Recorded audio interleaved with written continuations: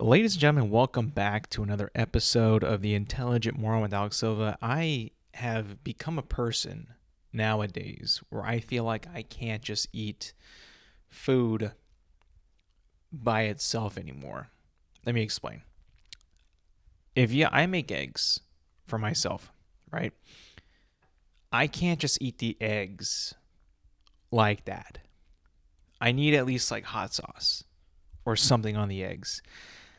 I genuinely think that if you eat eggs by themselves, that is some dedication. That is kind of crazy because eating eggs by themselves, while it's good, it's good. Yeah, eggs by themselves are really good. I feel like they at least need like some kind of hot sauce or something on them just to give them a little bit of life to them. I mean, don't get me wrong.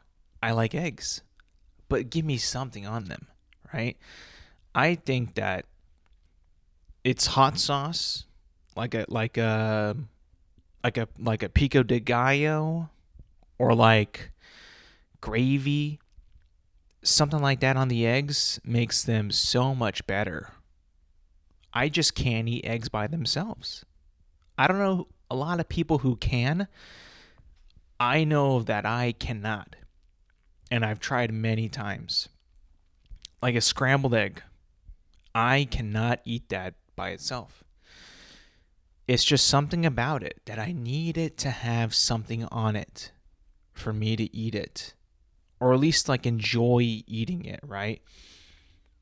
Don't get me wrong, I like every other egg by themselves. Hard boiled egg, yeah, I can eat that. Um, Deviled egg, I mean, it has like paprika or something like that, some kind of red dust on there. I like that. But like a hard boiled egg, I at least need some salt, right? It's hard for me to eat bland food with nothing on it. I could not eat a slice of bread by itself. No shot. Could you? I don't think a lot of people could. I think eating sliced bread is also really hard to do just by itself. No butter, no no jam, no peanut butter, no peanut butter and jam. It's hard to do that. It really is. I always need my food to have something accompanying it, you know? Not a lot of people can do that. I think it's extremely rare for people to eat boring, plain food. There's always got to be something in there, you know? I'm not a picky eater. I'm really not. I think that being a picky eater is like showing that you're immature. And I'm not somebody who's immature. I'm a pretty mature guy. I like to not be picky. I like to not have to have somebody go the extra mile to make my food the right way because I don't need that.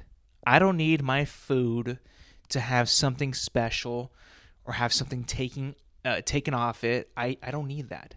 I just need the food for how it is. If I was to go to a restaurant, right? Let's just say a Chili's, right? And I get a nice cheeseburger from that Chili's. I don't need them to take anything off. I don't need them to remove anything. I don't need them to add anything extra. I don't need any of that. Just give me the cheeseburger for how it is. I mean, it's perfect to me. I don't need anything changed. The only time where I go the extra mile of when I might want something modified is if I'm feeling like a little adventurous or a little like um wanting to try something new, but it really isn't even that like big of a deal. Like I barely ever do it. For an example, if I was to go to In-N-Out, I love In-N-Out. The double double animal style is my jam, right? I mean, I guess you could say I'm a little picky with that because I put the animal style on it.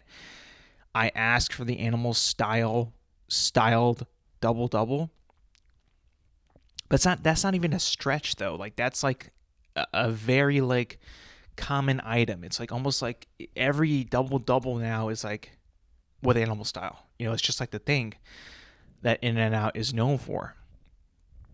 They're not going to like be like, oh, animal style again. Like that's like not like what's gonna happen when you order from In and Out.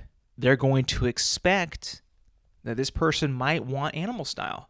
And then you have to be like, okay, as an In and Out employee, that is something that we are used to, and we adjust for that every single day because we know that, what we're popular for, and that the double double animal style is something that a lot of people are going to order. And we can just expect that. We need to have more spread, more of the diced onions, that has to be at the ready, right? Something like that. But if I'm feeling adventurous, I'm feeling crazy at In and Out, and I want to go a little wild, hear me out on this. Double double animal style, no lettuce, no tomato. That to me is a winner in the fast food establishment. Like, that's a no nonsense double double. Let's be honest. Do we eat burgers for the lettuce and tomato? Are we looking forward to when we have an In and Out double double? Like, oh, I can't wait to have this double double. I've been craving lettuce and tomato. It's like, no. I feel like with the double double animal style, no lettuce, no tomato, that is all business and no nonsense. The combination of the meat, cheese, onions, pickles, spread on the buns, that's beautiful. I feel like it just enhances the flavor of the meats and cheeses without the excessive wetness from the iceberg lettuce and the tomato. Don't get me wrong. I enjoy the lettuce and tomato every now and then. Actually, for a majority of the time I get In and Out, I usually have it regular with that. But if I'm feeling like, you know what? I'm going to eat this and I'm going to mean it. Let me get a double double animal style. No lettuce and no tomato. Now that is the way to go. I don't know about you guys, but that to me is like just the absolute way to go. That is showing power with my order. Now, I only do that really with In and Out. I don't modify my burgers all that much. I just keep them basic. Like I said, I'm not a picky eater. I'm not trying to make the cook or the waitress or the server's job harder than it already is. I'm not going to do that. I don't find like I need to do that. I just need to keep it as basic as possible. But if I can just take a couple items off, that's where I draw the line. That's exactly where I draw the line. And I don't go any further than that. Right? I try to make it as easy as possible. Because, I'm not trying to give these guys a hard time. Why would I? They don't get paid enough for me to give them a hard time. They really don't. They get paid to make and flip burgers. That's pretty much it. And not mess up my order. And I don't go to In and Out far, that often. I know it is good, but I don't. I'm not saying I should because it's probably not the healthiest move to do that. But, if I live by one, like right next to one, if I live like very, very, very, very close to an In and Out, I might go there more than I do now. I'm just going to say it. It's that good. There really hasn't been any like new restaurant or new fast food area or restaurant or place to eat that I've been like going to a lot often. I remember like when Chick-fil-A opened up, or when I first saw Chick-fil-A, I'm like, oh, let's go Chick-fil-A. Let's go to Chick-fil-A. Let's go to Chick-fil-A again and again and again and again. Same thing would happen with Chipotle. I'm like, let's go Chipotle. How about Chipotle? Again and again and again. There hasn't been anything that's opened up recently around where I live where I'm like, I got to go have this again and again and again. everything that I've already experienced in the fast food world has already been like, I've already experienced it. And nothing really sticks out at me that I need to go experience now. Which is odd because like I love eating so much and I love food so much. You would think that I would be like searching far and wide for new places for me to go and experience these places' food, right? I guess the one that kind of like I would say like kind of disappointed me in maybe not the quality, but like just the overall hype. It just kind of wasn't. I mean, it was there, but I thought it would be much more hyped up.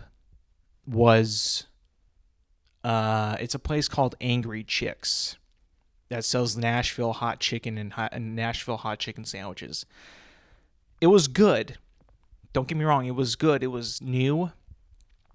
My first time ever having like Nashville hot chicken. It was good, but not great. Like it was just, it felt like it was kind of like overhyped a little bit. And at the end of the day, it's just spicy chicken tenders, spicy chicken sandwiches, which I like, but like nothing really to like bring home, nothing really to like go crazy about. I mean, the only reason why I wanted to try this in the first place was because you see people online, eat it, praise it, eat it, mass quantities, stuff like that. Just stuff online that has no real benefits to your life, no real anything to want to pursue, just kind of makes you stupid and hungry. And it's like, well, that was dumb. I mean, like, why would I keep watching these stupid videos when really, I mean, like, it's a bunch of nothing, I mean, that's what the internet is, right? It's just like a big time waster. I mean, I can't tell you how many hours that I have actually spent on Instagram Reels, just like, just wasteful. And I said I was trying to be more offline this year, but some of these Reels, man, they're so catered to me. It's like, how do these people know what I like? How? I mean, like, the stuff that's on my Reels algorithm, I don't like heart it. I don't like it. It's just like there. I don't know. It's strange how the internet just kind of knows you without even you telling it anything, really. And speaking of which, what's kind of weird is that I've been getting a lot of people that are appearing in my suggested area of who I should follow.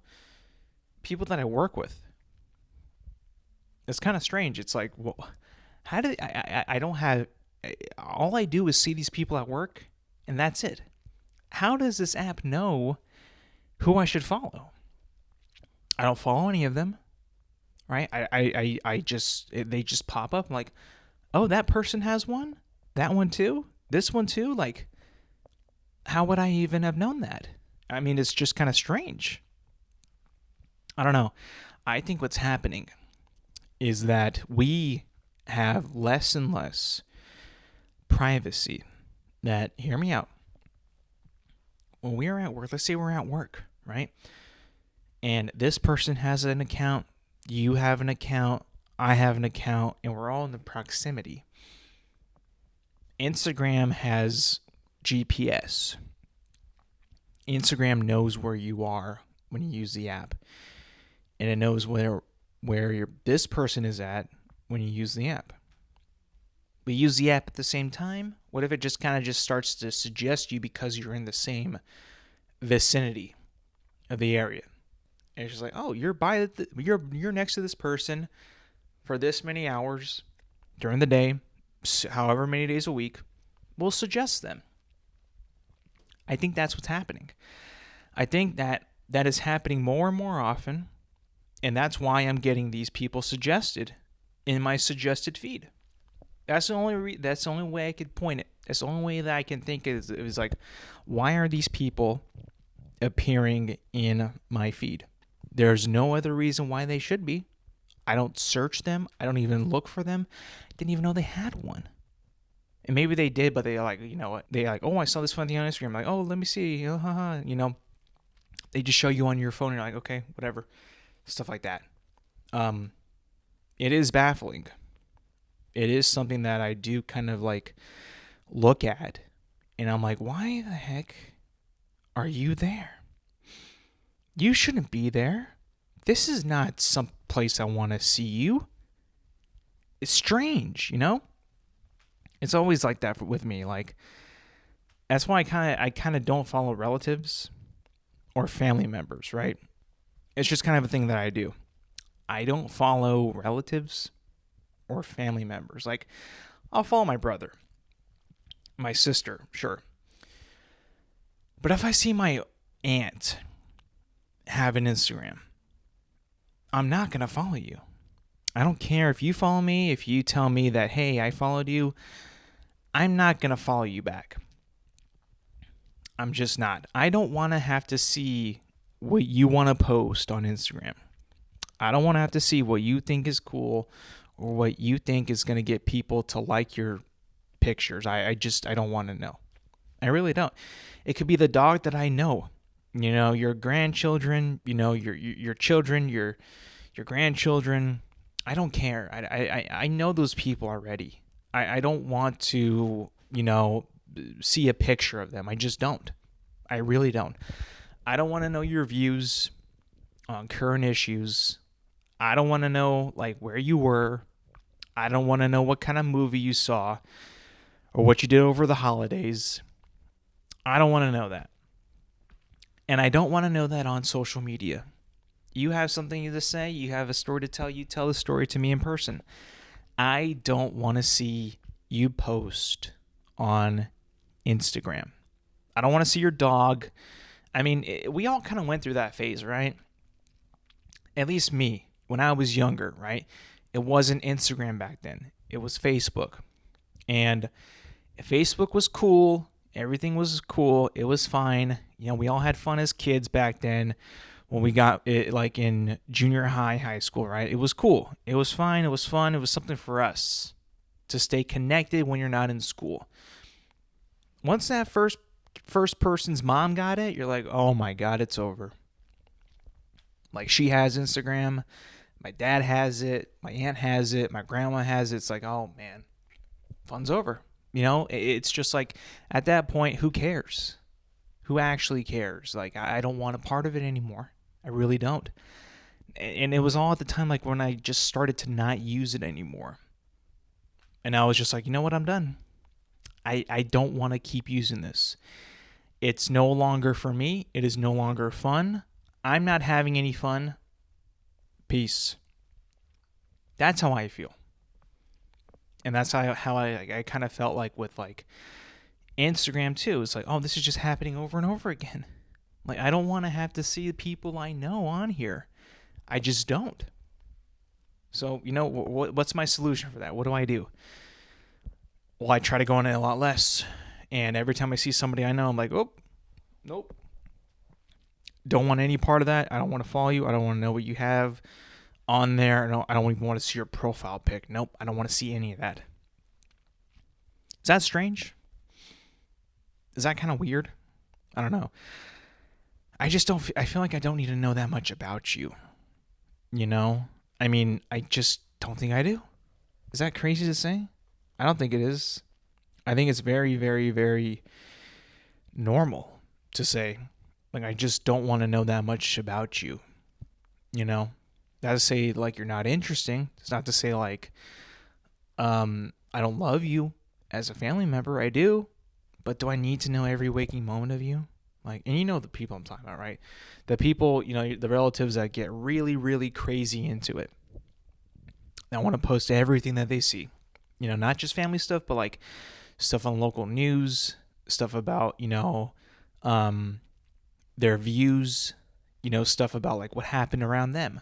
You know, the mall has a sale on like at like Gap for sweatshirts, and it's like, I don't care. I don't want to see that. And it's in my liberties that I choose that I don't have to see it, so I'm not going to pay attention. I'm just not going to follow you. It's not going to happen. I don't know. I just feel like ever since the first parent got on Facebook in high school, I was like, it's over. It is over. The fun is gone. I can't continue to partake. And I don't want to. And by the way, I'm not even that big of a poster. I don't post a whole lot on anything anymore. I used to tweet on Twitter quite a bit when it was Twitter. That was fun. That was a lot of fun. But even now, it's just like, I don't know, X. I mean, like, I get my information from X. I get, like, all my, like, news, sports stuff, breaking news and all that stuff from X. But I feel like it's not really a place for average people like me just to, like, post stuff. It's just not. So I just don't even partake anymore. Not to say, like, I don't think that the service is good. It's good service. I just don't want to partake anymore. Now, if my job required me to post a lot, then I would do it, obviously. I think a lot of people would post a lot if their job was to post on X. A lot of it would. Some people actually get paid to post on X. A lot of people do. A lot of people get paid to post on Instagram. A lot of people get paid to post on TikTok, on Facebook.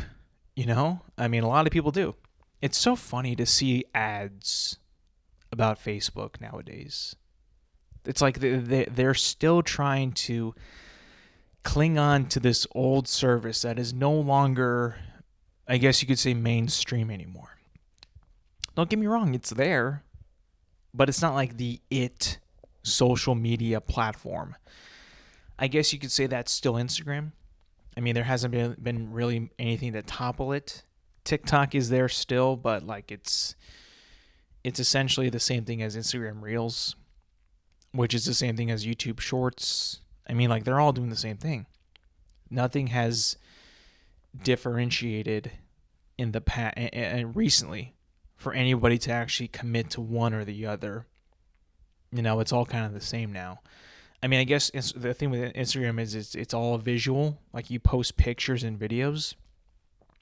Whereas you could do that in TikTok as well, I think.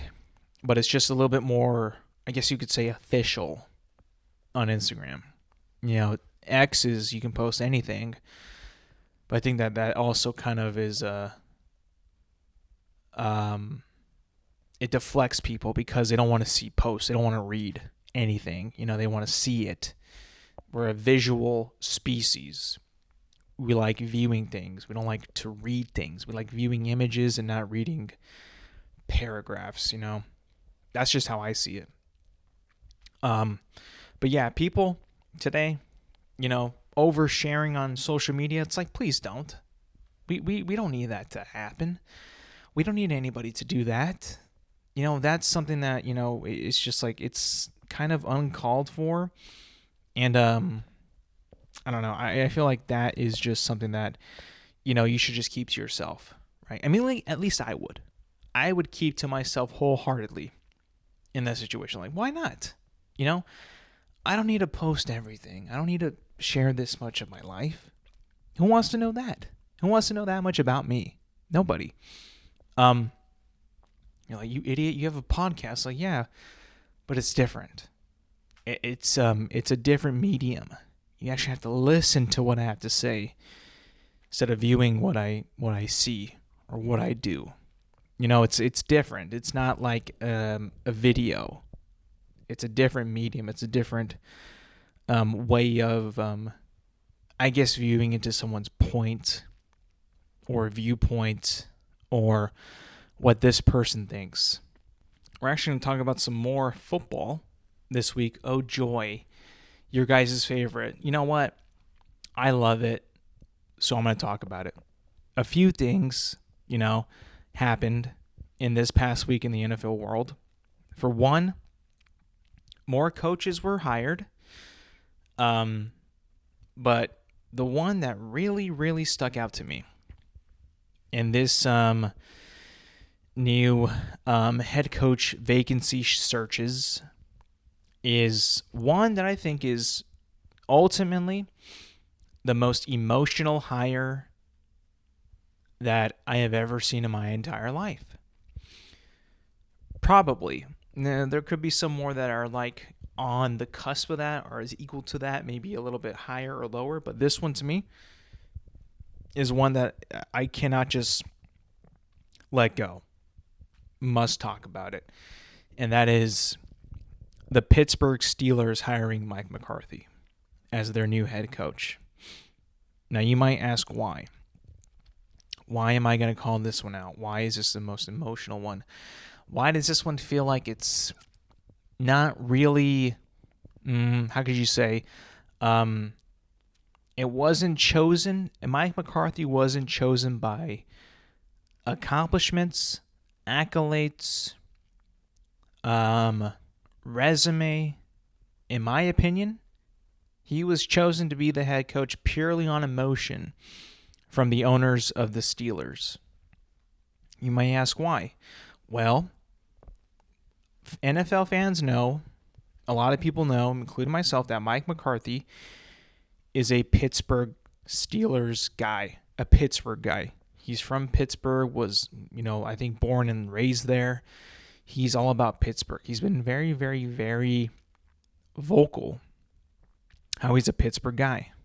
That the Super Bowl when they played against the Green Bay Packers, he was very emotional because he did not want to beat his favorite team. And if you've seen that Super Bowl, if you watch a 30 for 30 or an NFL Films on that, you know that he loves Pittsburgh, right? So what do they do as an organization? They picked the Pittsburgh guy to be their new head coach. Press conference, he was crying. He was very emotional, thanking everybody, saying it's a dream come true. Even the Pittsburgh Steelers themselves, right? They had a big, gigantic screen when they hired him that says, "Welcome home, welcome back home, Coach McCarthy," or something like that.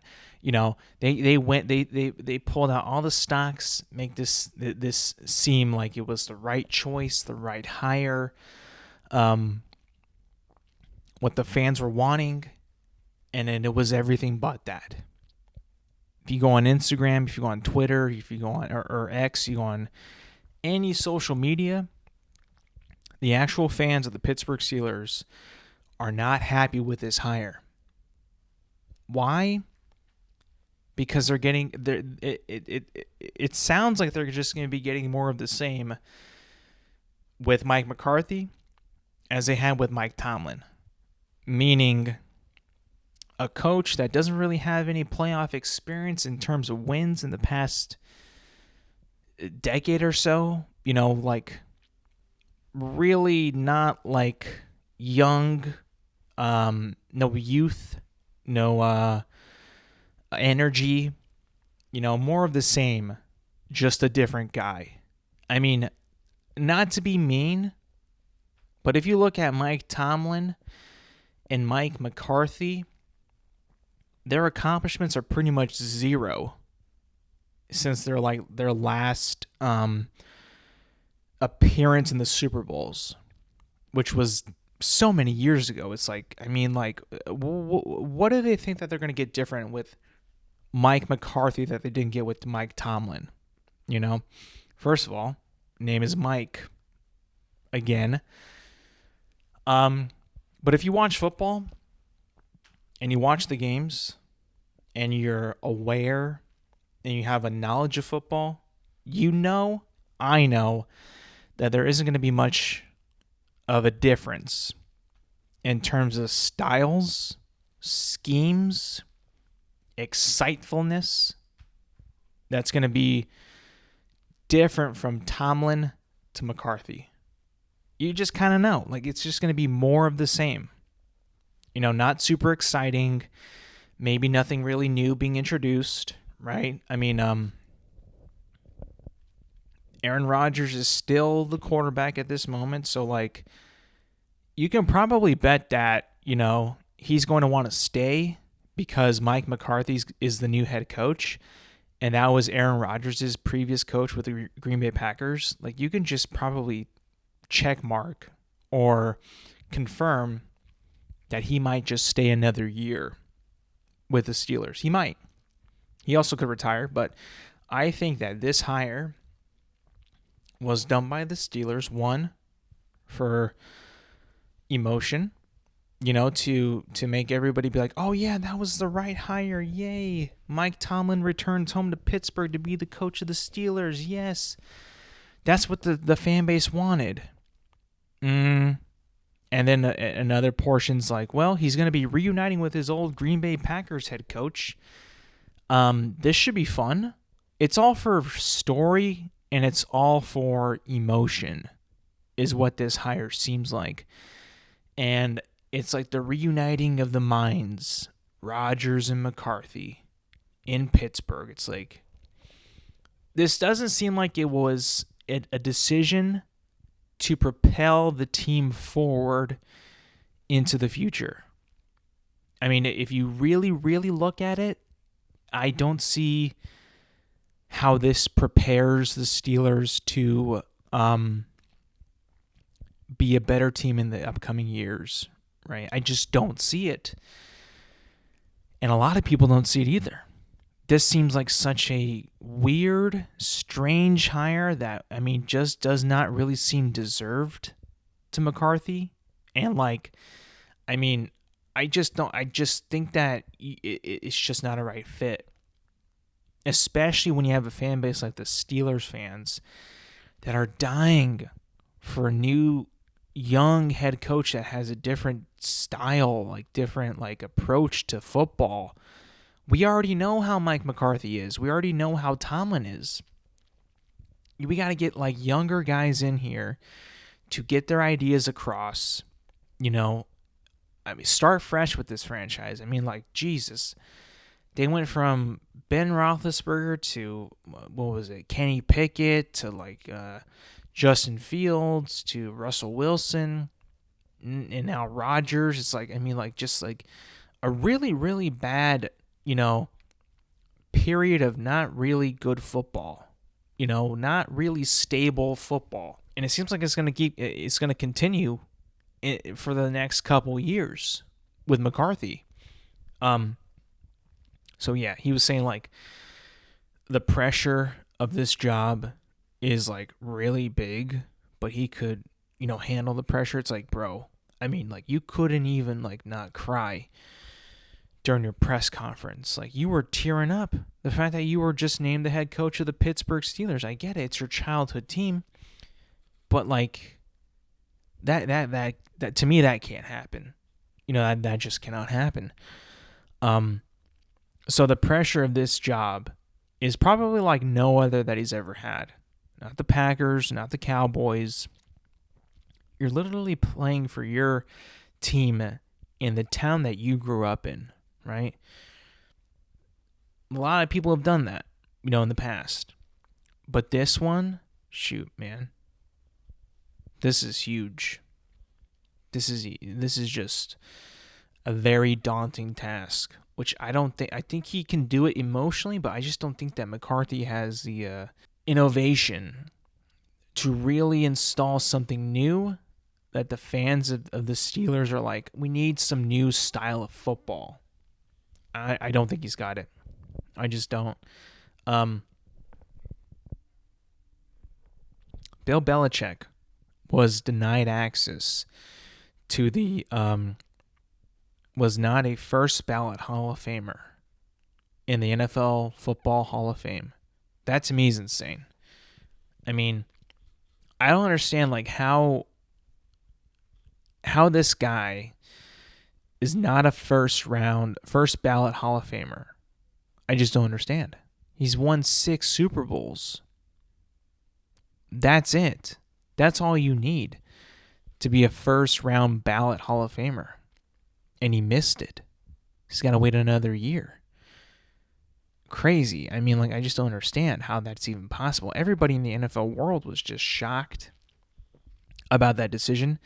And about that news breaking, it's like, dude, I mean, I don't even like Bill Belichick, but like I know for a fact, like that dude's a first round Hall of Famer. Like first ballot Hall of Famer for sure. I mean, I don't know. I mean, like there must be something, like some kind of like alliance in the Hall of Fame, like where they don't like Bill Belichick. It could be for Spygate. It could be for Deflategate. I mean, it's just like something that's like, what the heck? You can't even like imagine that this guy not be a first ballot Hall of Famer. It's insane. And then lastly, we have our Super Bowl matchup. It will be the New England Patriots versus the Seattle Seahawks. The New England Patriots defeated the Denver Broncos 10-7 in a game that did not look very promising to start. And then the snow came in, and then it became even worse promising than you could possibly imagine. I mean, should we have really expected anything with Jared Stidham? No. I mean, like, he played decent the first half and then kind of fell apart.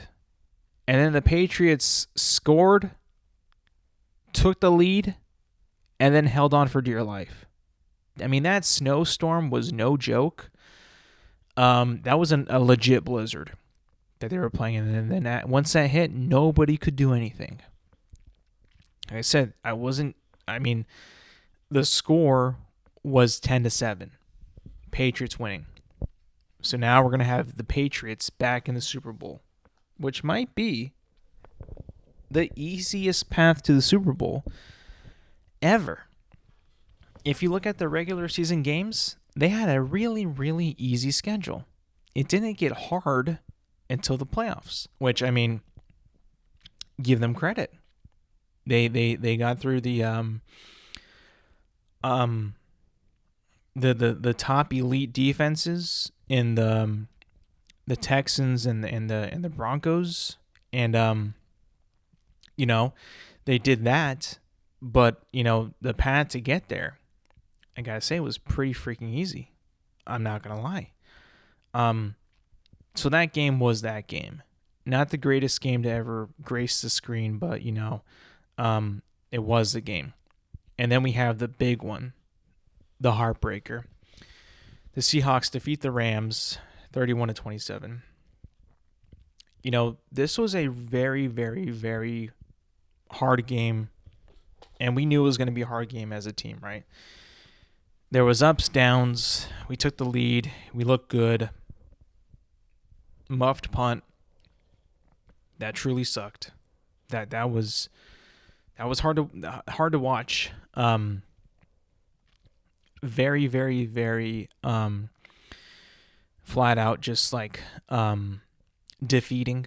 The muff punt, like I said, the going for it on 4th and 1 in the end zone, with like 4 minutes left at the end of the game. The score was 27-31 Seahawks. I think in that situation, there's so much time left that you kick the field goal. You're down by 1. It would have been 31-30. And then you tell your defense to get the ball back, and you have a much more promising shot to win that game. This is on Sean McVay. This is on the play callers.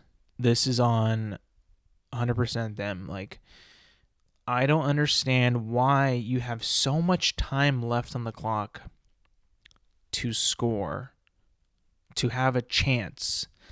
I know getting that field goal at that moment does not secure the win, but there's still a lot of time left in the game, and you have a shot. At least if the Seahawks do score, and they get 7 points, right? You're still down by 8. You get a touchdown and a 2-point conversion, you tie that game, right? All you had to do was stop them. get the ball back and just get into field goal range and then kick the winning field goal. That's all we had to do. For some reason, the play calling was just not there. We could not see the path. It was blinded, which can't happen in these situations. And I don't care how well the team played. I was talking to my colleagues at work. I don't care how good we played. I don't care how good the game was. We didn't win. We did not play well enough to win the game. And that is really ultimately what matters. And it's a tough, tough thing to swallow. It's like, man, dude, like, we were right there. We played good. Puka was good. Devontae was good. I mean, like, Stafford came back. Those past 2 games against Carolina and Chicago, he was not good. He plays great in this game. And then just nothing. Nothing for it. We're not moving on to the Super Bowl. We're eliminated. And the Seahawks are going. I mean, hats off to the Seahawks. They played great. Their team is really, really good. Sam Darnold has made a full round comeback, of his career. His career took so many twists and turns and rises and falls and, beat downs and everything. But the dude's now in a Super Bowl. We can't doubt that. Sam Darnold is playing so good with the Seattle team that it's like, wow. Who would have expected this? The way he flamed out last year in the playoffs with the Vikings to now just going to the Super Bowl with a chance to win a Super Bowl. Like, this dude has really come a long way for this moment. And I was very salty about this Super Bowl that we will be watching next Sunday. But I've kind of cooled off a bit, and I want to see Sam Darnold win just because of his story and what that dude has been through. Like, I feel like that would be a cool thing to see, from the Jets drafting him, flaming out, going to the Panthers, not doing too well there, going to San Francisco, kind of playing a little bit when Brock Purdy was hurt, going to Minnesota, being the guy last year when J.J. McCarthy was injured during the preseason, having a rough playoffs and essentially losing that starting job, getting another shot in Seattle, and now in the Super Bowl. It's quite the story. It really is. It took a lot of hearts to break to get there. I mean, my heart is still broken. When we lose a game like that, man, I mean, at least for me, it's like hard to get to get through. It really is hard. I really don't like losing these type of games. As a fan, it just hurts. It really does, because the players played so well for that to happen. For Devontae Adams to be essentially speechless after losing is just, it's sad. It's really sad because he was playing so well, and that guy deserved it. But it didn't work out. It didn't go that way. So yeah, the Seahawks will play the Patriots in the Super Bowl. I guess I'm rooting for Sam Darnold. Not necessarily the Seahawks, but Sam Darnold. Should be a good matchup, and I think that the Seahawks are going to win. I really do. I think New England is good, but Seattle is really, really, really good. But again, Patriots were kind of nerfed because of that weather. That's not going to be an issue in 2 weeks, or not 2 weeks, but a little more than 2 weeks in Santa Clara. That won't be an issue, so I got the Seahawks winning that game. And that's going to be it for me today, people. Thank you for listening. Thank you for watching. Remember, you can find this podcast on Apple Podcasts, Spotify, and YouTube at Intelligent Moron with Alex Silva. New episodes drop every Thursday morning. Make sure to like, subscribe, rate, review, and do all that good stuff. And yes, thank you for listening. Thank you for watching. And I will see you guys next week.